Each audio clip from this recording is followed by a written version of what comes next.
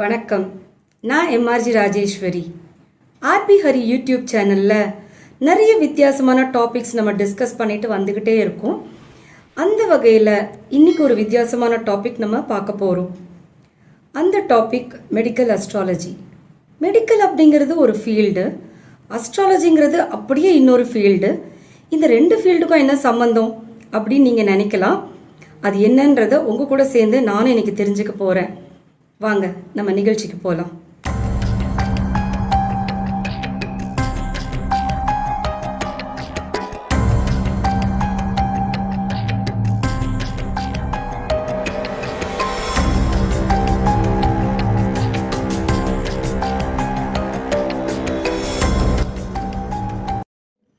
வணக்கம். இன்றைக்கி நம்ம பேச போகிற டாபிக் மெடிக்கல் அஸ்ட்ராலஜி, மருத்துவ ஜோதிடம் அப்படின்னு சொல்லுவாங்க. இந்த காலத்தில் ஒரு நோயை கண்டுபிடிக்கிறதுக்கு ultrasound, BP machine, sugar, scanning, எவ்வளோ இன்ஸ்ட்ருமெண்ட்டை வச்சு தான் ஒரு நோயை கண்டுபிடிக்கிறேன். அதுக்கு ரிசல்ட் வரத்துக்குள்ளே 10 நாள் 5 நாள் கூட ஆகிடுது. ஆனால் ஆதி காலத்தில் வெறும் நாடியை மட்டும் பிடிச்சி பார்த்து வாதம், பித்தம், கபம் அப்படின்றத வச்சு ரொம்ப ஈஸியாக ஒருத்தருடைய வியாதியை கண்டுபிடிச்சிருந்தாங்க. காலப்போக்கில் மிஷினை மட்டுமே நம்பி, அறிவியலை மட்டுமே நம்பி இந்த விஷயங்கள் மறக்கடிக்கப்பட்டது. போக போக மனிதனுக்கு அது மேலே நம்பிக்கையும் குறைஞ்சிக்கிட்டே வந்துருச்சு.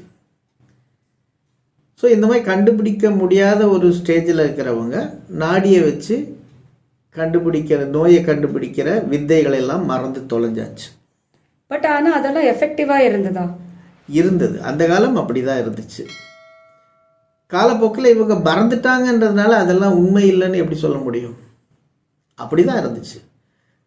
விஞ்ஞானம் வளர்ந்தது. ஓகே, மெடிக்கல் விஞ்ஞானம் வளர்ந்துச்சு. அப்போது நோயை இன்னும் வேகமாக எல்லாம் கண்டுபிடிக்கணும். ஆனால் காலங்கள், ஒரு நோயை கண்டுபிடிக்கிறதுக்கே நிறைய செலவுகள், ஒரு நோயாளி தாங்க முடியாத அளவுக்கு செலவுகள். நோயை கண்டுபிடிக்கிறதுக்கு மட்டுமே, க்யூர் பண்ணுறதுக்கு அப்புறம் கண்டுபிடிக்கிறதுக்கே இவ்வளோ செலவு பண்ணுறாங்க அப்படின்போது யோசனை பண்ணுங்கள். அந்த காலத்தில் ரொம்ப எளிமையான முறையில் நாடியை பிடிச்சி பார்த்துட்டு இருந்தாங்க. இன்னும் சில காலங்களுக்கு பின்னோக்கி போனோம்னா, ஓலைச்சுவடியில் கிரக கட்டங்களை எழுதி வரக்கூடியவங்களுக்கு இந்த வியாதியஸ்தர்கள் இப்படி குணமாகும், இந்த மூலிகைகள் அப்படின்ற எழுதி வச்சவங்கள்லாம் இருக்காங்க. எங்களுடைய முன்னோர்கள் பார்த்தீங்கன்னா ஜாதகத்தை பார்த்துட்டு, இவருக்கு இந்த வியாதி என்னப்பா, தலைவலியா, இந்த மருந்து சாப்பிடு, இப்படி இந்த மாதிரி வெறும் ஜாதக கட்டத்தை வச்சு மட்டுமே வைத்தியம் பார்த்ததை நான் சின்ன வயசில் பார்த்துருக்கேன். எனக்கு ஒரு பெரியவர் தெரியும், அவருக்கு எடுபடியெல்லாம் நான் இருந்திருக்கேன். மருந்தெல்லாம் எடுத்து கொடுக்கறது, கொள்றது, இந்த மாதிரி. அவர் வெறும் ஸ்லேட்டில் அந்நிய கிரக நிலைகளை எழுதி வச்சிருப்பார்.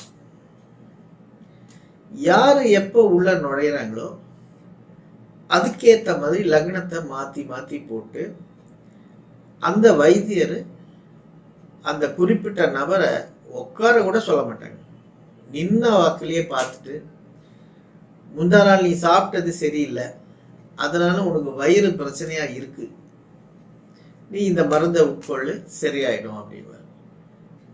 சில சமயம் யோசனை பண்ணுவேன், ஏன் உட்கார கூட விடலை அப்படின்னா, அந்த நோயாளி நிற்கிற விதம், அவர் பேசுகிற விதம் எல்லாம் அப்சர்வ் பண்ணுறதுக்குன்னே நிற்க வச்சே எல்லா வியாதியஸ்தர்களையும் அனுப்பிச்சிட்டு இருப்பார். அது மட்டும் இல்லாமல் வியாதி குணமாகிற டைம் எல்லாம் கூட அவர் ஃபிக்ஸ் பண்ணிடுவார்.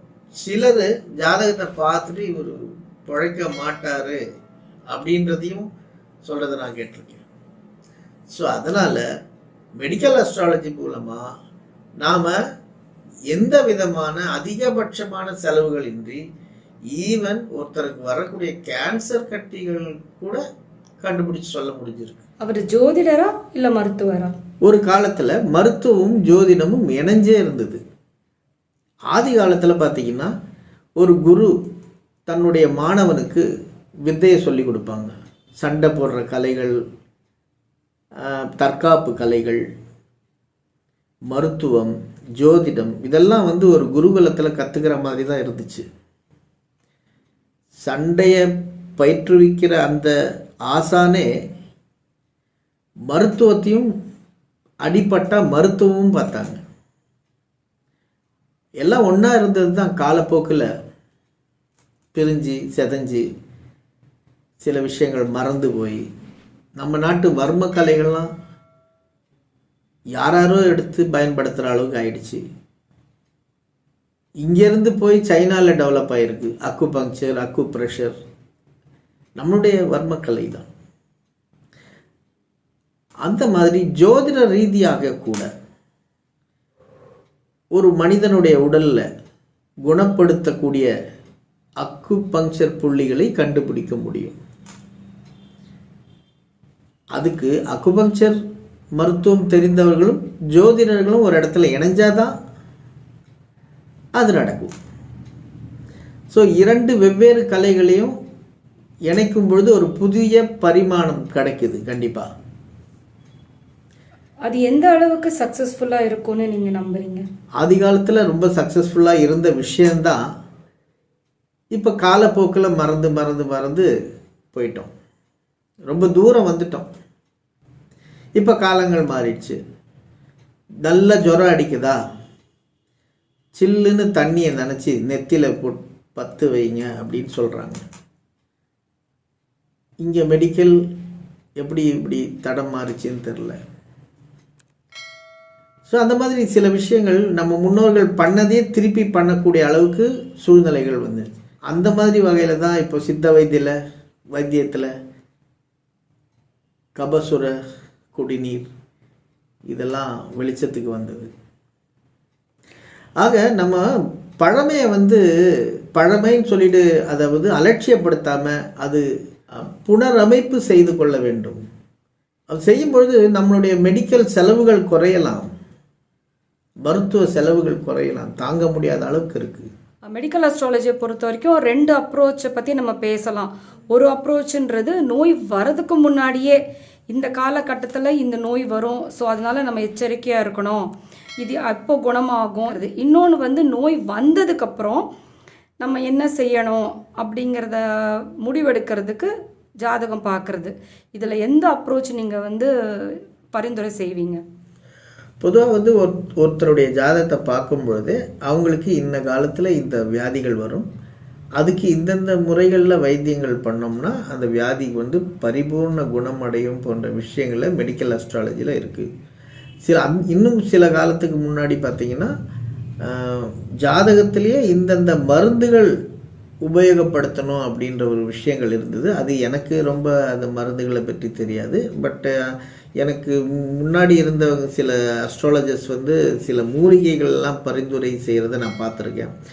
அதுக்கு அந்த ஞானம் இருந்தால்தான் நம்ம அதை சொல்ல முடியும். பட் எனக்கு அதை பற்றி தெரியாது. இருந்தாலும் கூட சில விஷயங்களை நான் சொல்லி பலித்தது, நோய்கள் வர முன்னே காப்பாற்றுறதுக்கான வழிகள்லாம் நான் சொல்லியிருக்கேன். அது மாதிரி பலிச்சும் இருக்குது.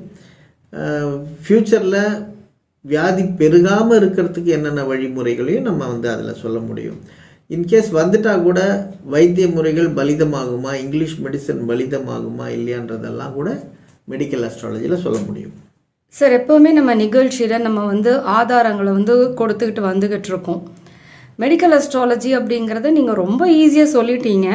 அதாவது ஒரு அஸ்ட்ராலஜரால் ஒருத்தருக்கு என்ன வியாதிகள் வரப்போகுது, எப்போ குணமாகும், அதுக்கப்புறம் என்னென்ன வியாதிகள் வர்றதுக்கு பல வருடங்களுக்கு முன்னதாகவே கூட கண்டுபிடிச்சி எச்சரிக்கையாக இருந்துக்கலான்றதெல்லாம் நீங்கள் சொல்கிறீங்க. பட் மற்ற நிகழ்ச்சியை போல் இது அவ்வளோ ஒரு லேசான டாபிக் இல்லை. இதுக்கும் நீங்கள் ஆதாரம் வச்சுருக்கீங்களா? ஆதாரங்கள் உண்டு, நிறைய வச்சுருக்கேன். அந்த மாதிரி இப்போ ஒரு சரியான ஒரு ஆதாரம் கொடுக்கணுன்னா ஒரு டாக்டரே ஒரு ஆதாரத்தை கொடுத்துருக்காரு. அவர் நண்பர் ஒருத்தர் ரொம்ப சொரியாசிஸ் வியாதியால் அவஸ்தைப்பட்டிருந்தாங்க. அதை பற்றி சில டீட்டெயில்ஸ் கொடுத்து அது மெடிக்கல் அஸ்ட்ராலஜி மூலமாக சில பரிகாரங்கள் மூலமாக அவரை குணப்படுத்தியிருக்கோம். அந்த டீட்டெயிலில் அவர் அவராக வந்து சொல்லி கைப்பட எழுதி கொடுத்த ஒரு லெட்டரும் இந்த பதிவில் கொடுக்குறேன் பாருங்கள். சொல்லி மேடம் சொல்லி 1 இயர் முன்னாடி வந்தோம். அந்த நமக்கு தெரிஞ்ச பையன் பெங்களூர்ல இருக்கான், skin condition all over the body. இது இல்ல சொரியாசிஸ். கரெக்ட். அவன் அந்த 18 பூஜையும் போட்டாச்சு. அவன் நல்லா இம்ப்ரூவ் ஆயிட்டான் நீங்க சொன்ன மாதிரி. சரி, அந்த பூஜை வேலை செய்யறது தெரியல. வேலை செய்யறது உங்களுக்கு. ஏன்னா நீங்களும் டாக்டர்ல? ஆமா. அவரும் டாக்டரோ? இல்ல அவன் ஐடி ப்ரொஃபஷனல். நீங்க டாக்டர்? ஆமா. நீங்க எதுல வர்க் பண்றீங்க? நான் வந்து எம்ஏ பிரைவேட் பிராக்டிஸ். நான் வந்து graduated from Madras medical college. நான் வந்து வல்சரவாக்கல்ல எம்ஏ பிராக்டிஸ். ஒன் கிளினிக் வச்சிருக்கீங்க? ஆமா ஆமா. சார் தேங்க் பண்ணலாம்னு வந்தேன். மெடிக்கலுக்கு இதுக்கு என்ன ஃபீல் பண்றீங்க நீங்க? Doctor I completely believe in this. எனக்கு இதெல்லாம் ரொம்ப நம்பிக்கை உண்டு. அதனால தான் நானே உங்களை தேடி அதனால தான் வந்தேன். நான் உங்ககிட்ட நீங்க மெடிக்கல் பிராக்டிஸ் எங்களுக்கு ஒரு சின்ன விஷயம் தானே அது. ஆமா, இது நீங்களே டாக்டர். இப்போ ஜெனடிக் அண்ட் நம்ம ஹெரிடிட்டரின்னு சொல்லும்போது ஒரு விஷயம், இப்போ இந்த மாதிரி கண்டிஷன் சொரியாசிஸ்லாம் இருக்கு. ஒரு உதாரணம் டயபெட்டிஸ்னா ஹெரிடிட்டரின்னு சொல்லிட்டாலே நம்ம வந்து இன்ஹெரிட்டிங் இட் ஃப்ரம் பேரண்ட்ஸ். அப்போ ஒரு மாதிரி அது கர்மா மாதிரி தானே வருது. அது வந்து சயின்டிஃபிக்காவே டினை பண்ண முடியாதுன்றது தான் என்னோட.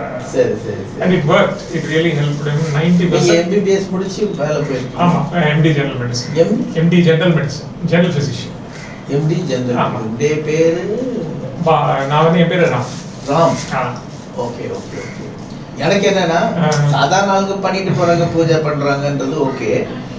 டாக்டர்ன்ற முறையில எனக்கு என்ன சொல்றது, நல்ல இம்ப்ரூவ்மெண்ட் அப்படிங்கும்போது இதை எப்படி எடுத்துக்கிறீங்க அப்படின்னு. I really think it works. I have told a lot of my friends also. Sir, this is a lead. எனக்கு I wanted to thank you. பையன் அவ்வளோ கஷ்டப்பட்டு இருந்தான், நல்லா இருக்கான். He is doing well. நல்லா இருக்கு. நான் சொன்ன டேட்டுக்கு அப்புறமா கரெக்டா வந்துச்சு. அது நீங்க 1 இயருக்கு ஒன்றும் பெருசாக ஆகாது, 1 வருஷம் தான் ஆகும்னு சொன்னீங்க. அந்த இது ரொம்ப அதில் எவ்வளோ வருஷமா இருந்தது அவருக்கு problem? I think really 4-5 years இருக்கும். அவன் யூஎஸ்ல வேலை பார்த்துட்டு இதை ரொம்ப ஜாஸ்தியாக விட்டுட்டு வந்தான், வீட்டிலே இருக்கான்னு சொன்னேன் உங்கள்கிட்ட. நீங்க அந்த அது ரொம்ப அந்த அவனோட இதெல்லாம் பார்த்து நீங்க அவனோட ஹோல் இது நீங்களே சொன்னீங்க. எனக்கு 9த்துல இருந்து எந்தெந்த டயத்துல என்னென்ன எங்க போயிருப்பான், வெளிநாட்டுல தான் படிச்சிருப்பான் எல்லாம் நீங்க சொன்னீங்க எனக்கு அன்னைக்கு. சரி. அப்புறமா தென் அது அவனுக்கு அது வந்து ரொம்ப ஒரு உஷ்ணம் அதிகமா இருக்கு, இதெல்லாம் நம்ம பண்ணணும்னு சொன்னீங்க. அந்த பூஜை பண்ணோம். அதுக்கப்புறம் நீங்க அந்த எலுமிச்சம்பழம் கொடுத்துருந்தீங்க, சந்தனம், அப்புறம் அந்த தகுடு அவன் போட்டோல வச்சு அவங்க வீட்டுல மாட்டுறதுக்கு எல்லாமே பண்ணிட்டோம். அண்ட் 90% நல்லா ஆயிட்டான். இன்னும் அந்த 18 month முடியலன்னு நினைக்கிறேன்.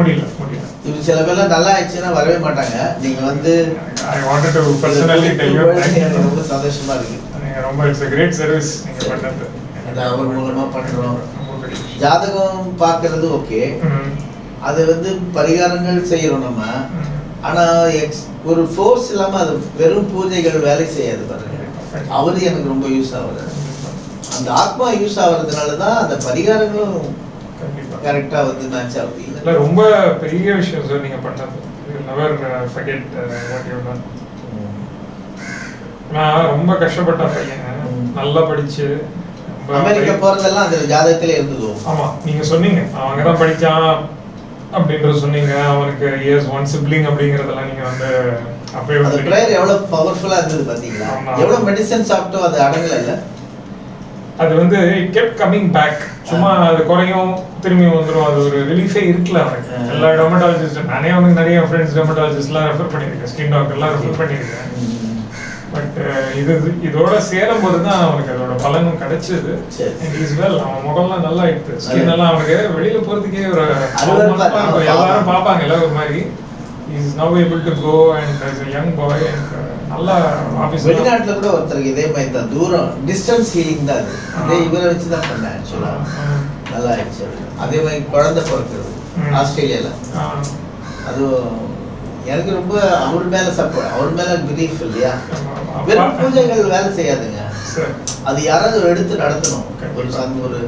ஒரு பவர் வேணும், வேலை செய்யணும்ல. கண்டிப்பா மற்றவங்க செய்யறாங்க, பட் அவங்களுக்கு அந்த அந்த கர்மாவுடைய இதுபடி அவங்களுடைய முன்னோர்களும் கூட ஹெல்ப் பண்ணா தான் அது வேலை செய்யணும், இல்லைன்னா வேலை செய்யாது. கண்டிப்பா கண்டிப்பா சார். வி சா இட், கண் கூட பார்த்த விஷயம் இல்லை. நீங்க நேரில் வந்து சொல்றது தான் எனக்கு நிறைய பேர் சொல்ல மாட்டாங்க. சந்தர்ப்பங்கள் வரும்பொழுது சொல்லிக்குவாங்க. மெடிசன் சாப்பிட்டும் அவருக்கு கண்ட்ரோல் ஆகல. எல்லா டாக்டரும் பார்த்தாச்சு. அதான் சொல்றேன் நான். சிலது பாத்தீங்கன்னா அந்த காலத்துல எல்லாம் பாத்தீங்கன்னா ஜோதிட ரீதியான பரிகாரங்களுக்கு முக்கியத்துவம் கொடுத்தாங்க. அதுக்கப்புறம் மெடிசன். இப்போ எங்க இருக்காரு அவரு? பெங்களூர் தான் சார். வேலையும் அக்சென்ச்சர் கம்பெனியில் தான் வேலை பார்க்குறேன்.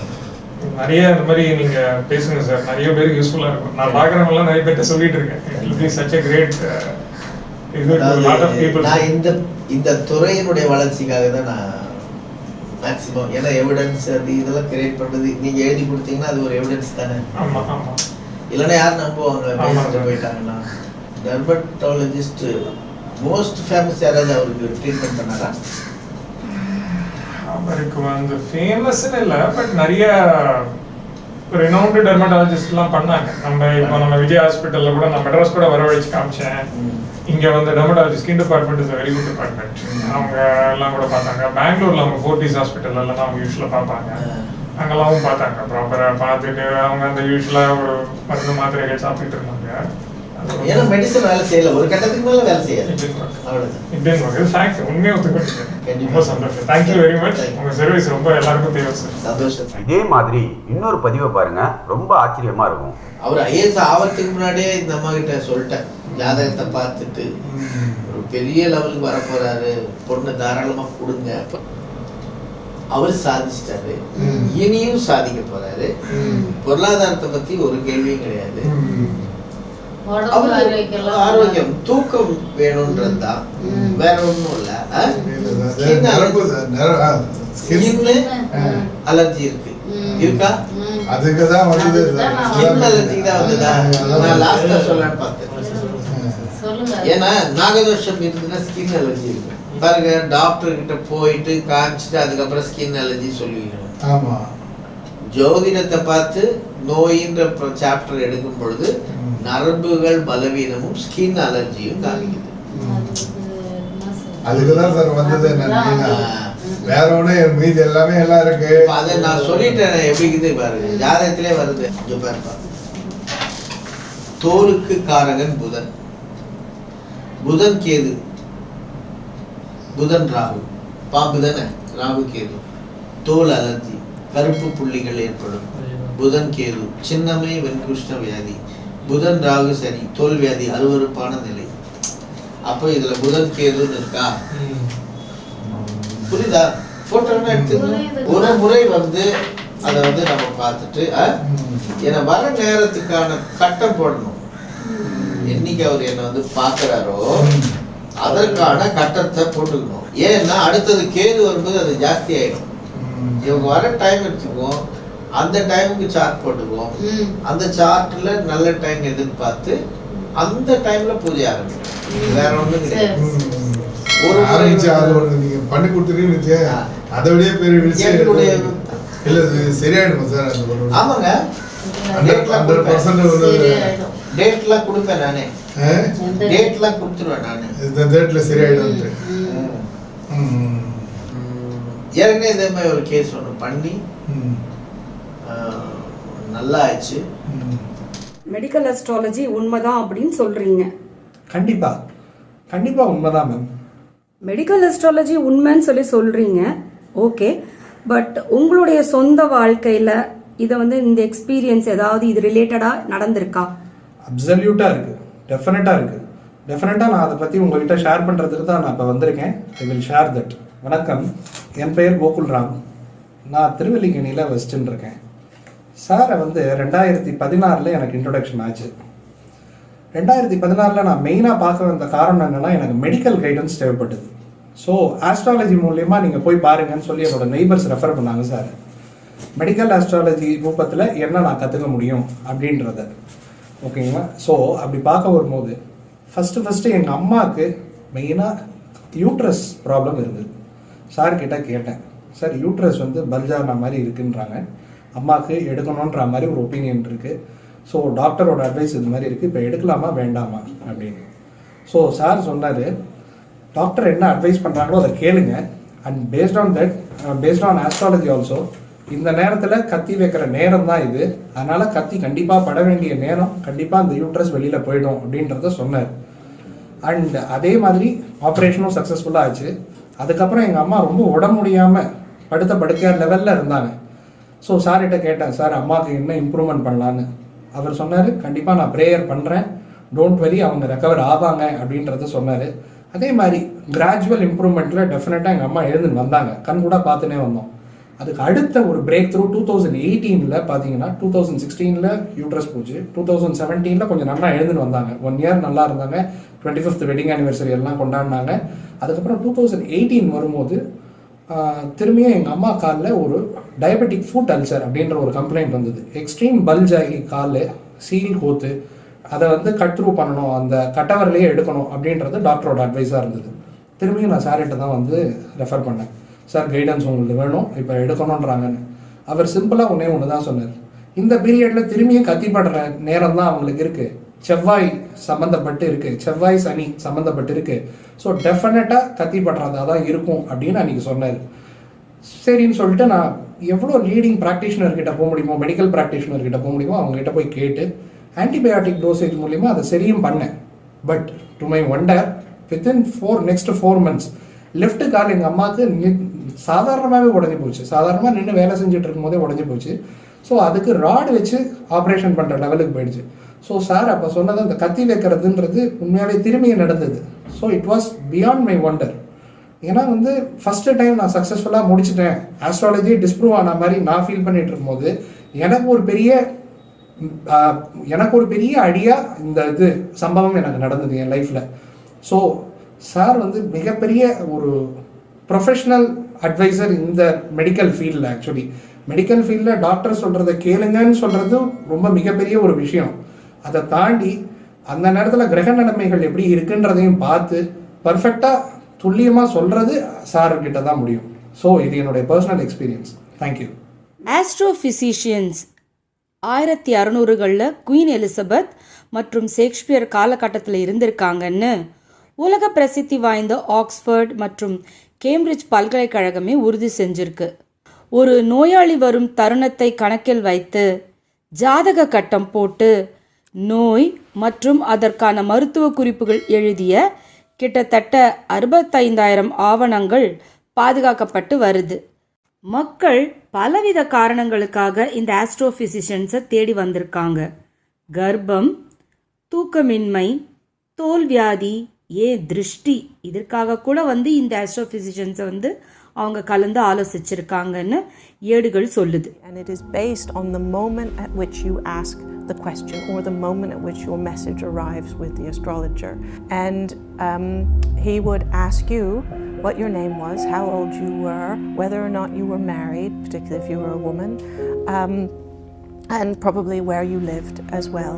So he would take the moment at which you had asked the question, and he would then map the positions of the stars and planets at that time and create this lovely 12-section chart. He would then decide that that was an indicator of the nature of your illness in a particular kind of way. He then might also write down a particular treatment. And RP Hari அவர்கள் கொடுத்த பதிவுகளை நம்ம இப்போ பார்த்தோம். அதில் ஒரு டாக்டரே இந்த மெடிக்கல் அஸ்ட்ராலஜி அப்படிங்கிற விஷயத்தை நம்புகிற அளவுக்கு ஒரு டெஸ்டிமோனியை வந்து நமக்கு கொடுத்துட்டு போயிருக்காரு. இதை விட வேறு என்ன ஆதாரம் வேணும்? அடுத்ததாக ஒரு உயர் அதிகாரி, அதுவும் அரசு துறையில் பணியாற்றி வருகிற ஒரு உயர் அதிகாரி அவங்க குடும்பத்தில் ஜாதகம் பார்க்க வந்திருக்காங்க. ஆனால் ஒரு பர்டிகுலர் நோய்க்காக, ஒரு ஸ்கின் டிசீஸ்க்காக தான் பார்க்க வந்திருக்காங்கன்றத அவங்க சொல்லாமல் சாரே கண்டுபிடிச்சி சொல்லியிருக்காரு. ஆர்பி ஹரி அவர்கள் கண்டுபிடிச்சி சொல்லியிருக்காரு. இது எவ்வளோ ஆச்சரியமாக இருக்குது இல்லையா? சரி, இதுதான் இப்படி அப்படின்னு சொன்னால் நம்ம இந்த நிகழ்ச்சியை பதிவு பண்ணிக்கிட்டு இருக்கும்போதே கோகுல்ராம் அப்படிங்கிறவர் அவர் குடும்பத்தில் நடந்த ஒரு ஆச்சரியமான விஷயத்த நமக்காக இப்போ எடுத்து சொல்லியிருக்காரு. அதாவது மெடிக்கல் அஸ்ட்ராலஜின்றது உண்மைதான் அப்படிங்கிறத அவர் நம்புறதாகவும், அஸ்ட்ராலஜியை டிஸ்ப்ரூவ் பண்ணுறதுக்கு அவர் முயற்சி எடுத்தும் ஜோதிடம் வென்றது அப்படின்னு சொல்கிறாரு. ஸோ உங்களுக்கே இப்போ வந்து ஒரு நல்ல ஒரு புரிதல் வந்திருக்கும். அந்த காலத்தில் பார்த்தீங்கன்னா ஜோதிடமும் மருத்துவமும் ஒன்றா இணைஞ்சிருந்தது, ஒன்றை ஒன்று சார்ந்திருந்தது. காலப்போக்கில் நிறைய இன்வெஸ்ட்மெண்ட் முதலீடுகள் மூலமாக மருத்துவம் அது ஒரு லெவலுக்கு போயிடுச்சு. ஜோதிடம் வந்து கைவிடப்பட்ட ஒரு நிலைமைக்கு ஆயிடுச்சு. ஆனால் இப்போ நடக்கிற இந்த சூழ்நிலைகள், ஆர்பி ஹரி அவர்கள் சொல்கிற இந்த பலன்கள் இதெல்லாம் பார்க்கும்போது எனக்கு என்ன தோணுது அப்படின்னா, வருங்காலத்தில் ஒரு புள்ளியில் ஒரு காலகட்டத்தில் மறுபடியும் ஜோதிடமும் மருத்துவமும் ஒன்றா இணையும் அப்படிங்கிறது தான். ஆக மருத்துவமும் ஜோதிடமும் சேர்ந்து இணையக்கூடிய காலம் வெகு தூரத்தில் இல்லை. இப்படி ஒரு நம்பிக்கையோடு இந்த நிகழ்ச்சியை நம்ம இப்போ முடிவு செய்கிறோம். வேறு ஒரு நல்ல இன்ட்ரெஸ்டிங்கான டாப்பிக்கோட அடுத்த நிகழ்ச்சியில் சந்திக்கலாம். நன்றி, வணக்கம்.